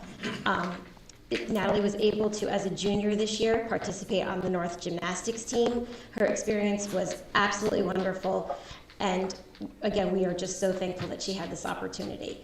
And this is a recent change because in the fall of 2020, Natalie made a request to the North Athletic Director about trying out for the gymnastics team, and at that time, when I think it was season 3 that the sport was going to be in, she was given an abrupt no, that it was just simply against policy. Unfortunately, she missed last year because we were unaware that the policy had changed. So it wasn't until we had heard kind of word of mouth and then went back and watched the school board meeting to see that in fact homeschool students are now permitted to participate in athletics. I just want to let you know as well that this staff and administration has implemented the policy with open hearts and just being extremely welcoming through the entire process. From the athletic director, Alexa Frigoletti, to the administrator, Ellen Anderson, as our first point of contact, who walked us through the process to get Natalie enrolled on the team and have all of her paperwork done. The school registrar, the nurse's office, Mr. Robe from the guidance department, who worked with me to be able to demonstrate Natalie's academic eligibility so that she could join the team as well. Again, and then when she joined the team, both of her coaches, Ms. McCoy, Ms. Manchek, welcomed her and held her to the same standards as every other athlete on that team. The members of the gymnastics team made her feel welcome and like a valued member immediately. Those young women are truly a testament to the type of student that North Hunterdon has, who are kind and inclusive. Again, we thank you for being a district that adheres to its mission of providing success for all students. Thank you.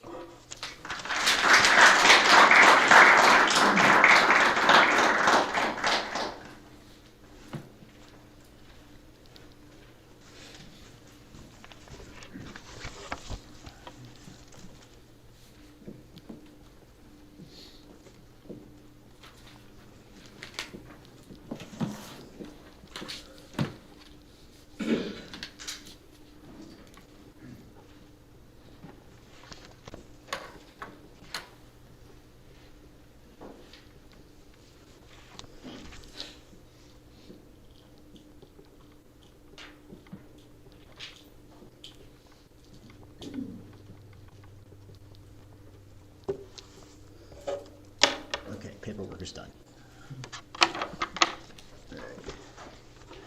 All right. Eric Lickminko, Franklin Township.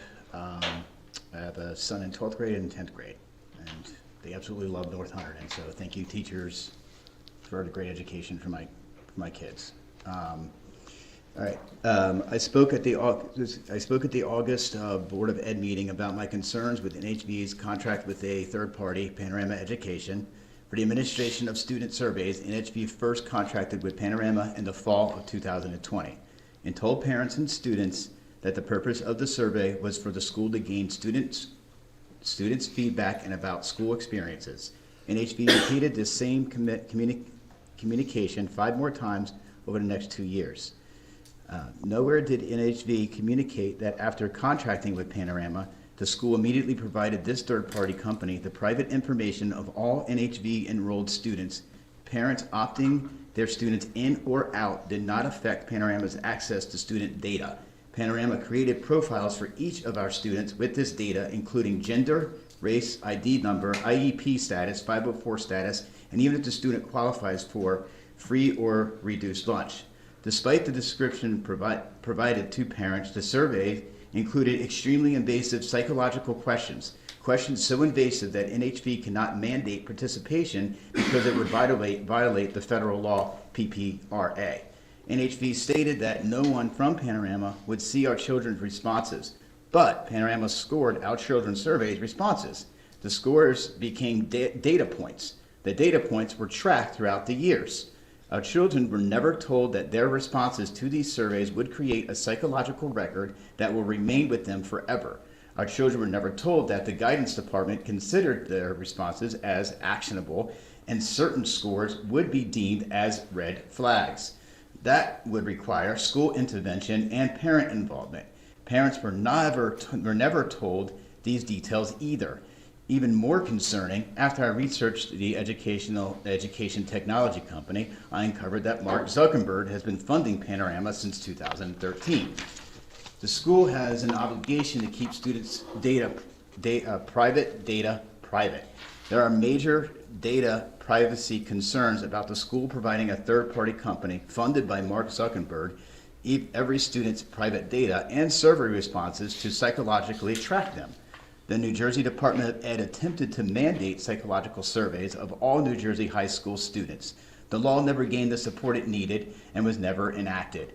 In August, I informed the board that no New Jersey law mandates this type of survey. I am very grateful of Superintendent Bender's willingness to look into my concerns and very grateful that the board tabled the motion to contract again with Panorama for this school year.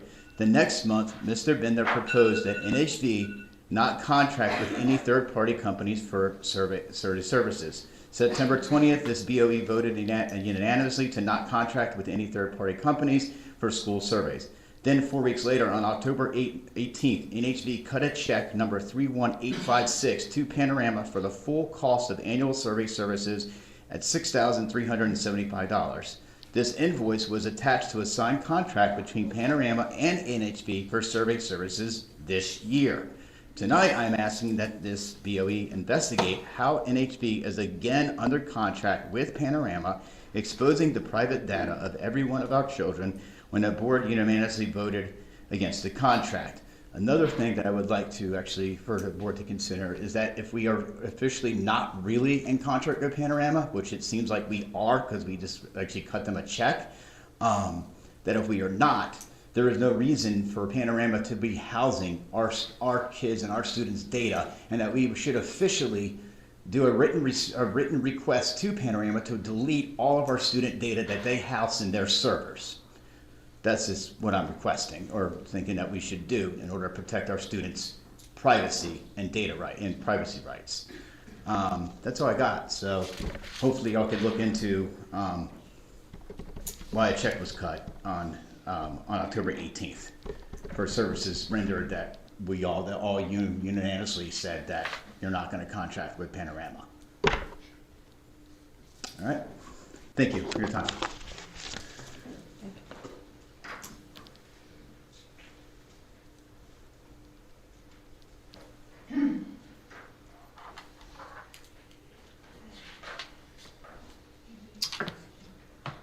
there anyone else from the public who'd like to make a comment?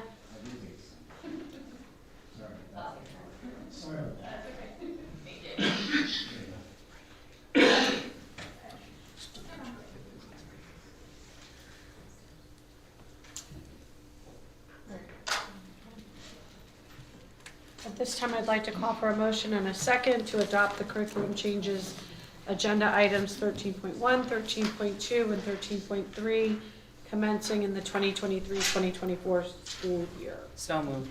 Second. Kim and John, it's a roll call vote. Ms. Bonomi? Yes. Mr. Chapman? Yes. Ms. Crisalovo? Yes. Mr. Farman? Yes. Ms. Hinz? Yes. Ms. Hoffman? Yes. Mr. Kirschberger? Yes. Mr. Mueller? Yes. Ms. Selino? Yes. Mr. Spinton? Yes. Mr. Straight? Yeah. Ms. Seattle? Yes. Motion carries. I'd like to call for a motion and a second to approve agenda items 15.1 to 18.16. This will be a voice vote. Motion. Second. All in favor? Aye. Any opposed or abstentions? Motion carries. At this time, is there any old or new business we'd like to discuss? Comment on something that was voted on during this, it's not old business, I just want to say something about that, the unified PE and concepts of health curriculum. It's fantastic that this district is doing that. The need for comprehensive health education for individuals with special needs is a real lack, like, overall in school districts across the country. It's something people are starting to come to terms with, but everyone deserves to know about their body and how to be safe and how to give, all those things. I'm really happy, I was so happy to see that on this list. So thanks for putting that proposal together, it's super exciting. That's it. Thanks, Ryan. Anyone else? Okay. I'd like to call for a motion and a second to adopt resolution 11222-2 for executive session to discuss matters falling under category 8 as reflected in the attached resolution. The board expects to be in executive session for approximately an hour and return to public session when action will be taken. I need a motion and a second. Motion. Rob and Shelley. All in favor? Aye. Opposed? Abstentions? We are in executive session.